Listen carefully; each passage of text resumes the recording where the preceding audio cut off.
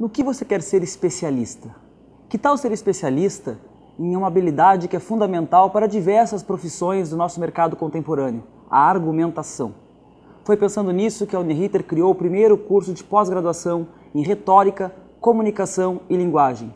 O curso foi pensado para profissionais da área do direito, da administração, comunicação, professores, empreendedores em geral, que precisam dessa habilidade de comunicação e de argumentação para o seu trabalho, para o seu dia a dia profissional.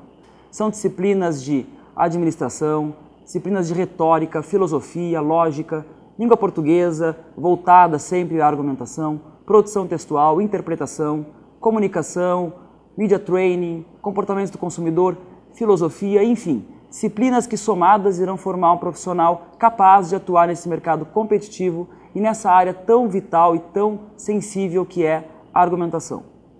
Tem uma historinha que eu gostaria de contar para finalizar, para ilustrar essa apresentação do curso, que é a história de uma selva em que havia um lenhador. Nessa selva o lenhador trabalhava de manhã à noite, não descansava, não tinha final de semana e ele cortava 5 árvores por semana. De repente chegou nessa selva um outro trabalhador, um outro lenhador. Ele trabalhava menos, final de semana descansava, mas ele cortava 7 árvores por semana. De repente foi uma confusão, mas como assim? Como que o outro cara vem aqui e corta 7 árvores por semana e eu só consigo cortar 5? Moral da história, o machado do outro era mais afiado. Nós hoje temos que ter nosso machado, nossa ferramenta de trabalho muito bem afiada.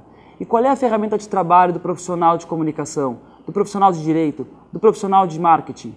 É a argumentação, é a linguagem. E por isso que nós então apostamos tanto nesse curso. É um curso diferenciado para profissionais diferenciados como vocês.